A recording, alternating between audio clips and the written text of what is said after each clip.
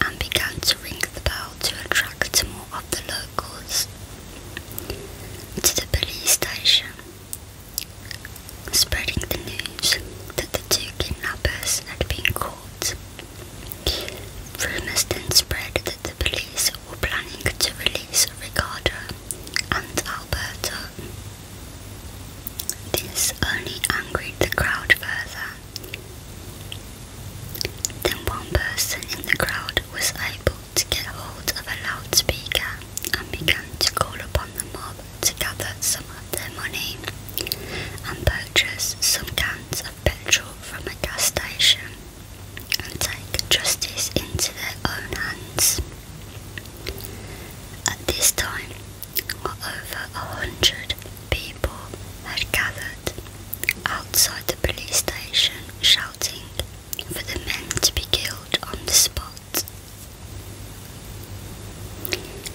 The police then made a statement and they told the crowd that the men were not kidnappers and that they had all been misled in the village.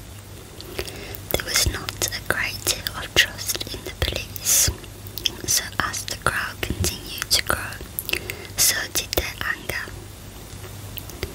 The mob then stormed the police station and dragged Ricardo and Alberto from their cells. Here they began to beat them. Miraculously, Ricardo's cousin Jana was alerted to the situation and she rushed to the scene as quickly as she could. She said that she was crying and begging the mob to let them go, trying her best to explain that they were innocent and that there had been a misunderstanding. But the people in the mob just began to laugh at her and took photographs and videos of her crying. The mob then chanted, "Burn them." Around this time, back in the United States, Ricardo's mother, Maria, began being bombarded with messages on her Facebook. These messages were from people telling her that her son had been arrested and was suspected of being a kidnapper. She refused to believe such a claim and she clicked onto one of the links that she was sent. The link was a live stream of one of those in the mob filming the beating, and all she could do was watch as she saw her son and her brother-in-law being beaten by multiple people. She commented on the live stream, desperately begging for the mob to leave them alone, and stated that they were innocent. But of course this didn't work.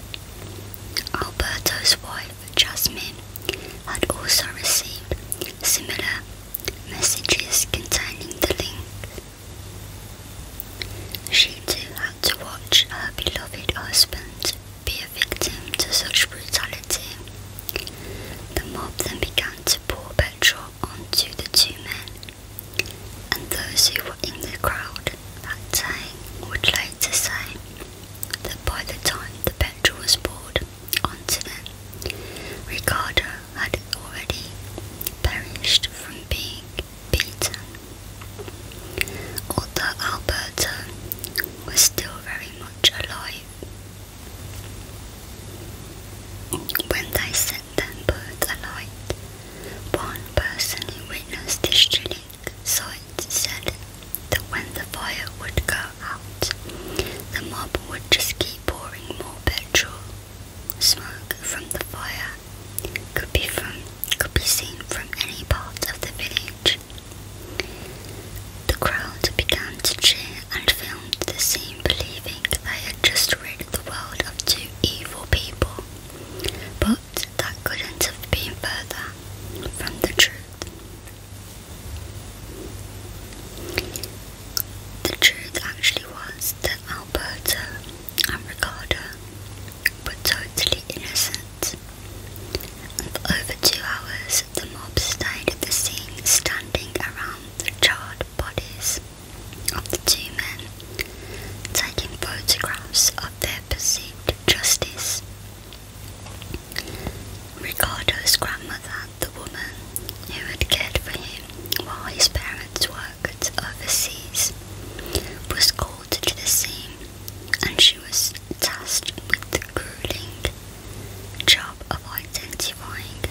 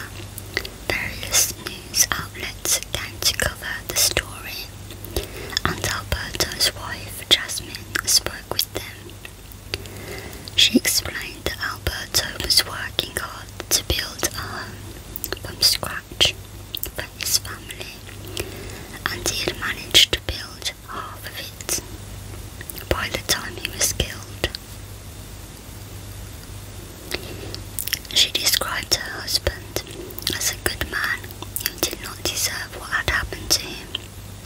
It also came out that the police inside the station did not follow the proper procedures. They made no attempt to call for backup to deal with the ever-growing mob of people. On the 30th of August, the day after Alberto and Ricardo were killed, a funeral service was held for them. It's believed that a number of people who were in the crowd the day they were killed, present at the gathering, and on the 24th of October, relatives of Ricardo and Alberto gathered for a memorial service.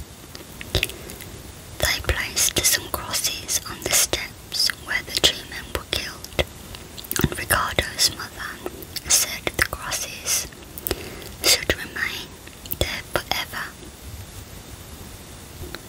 so the people of the village can see and remember what they did.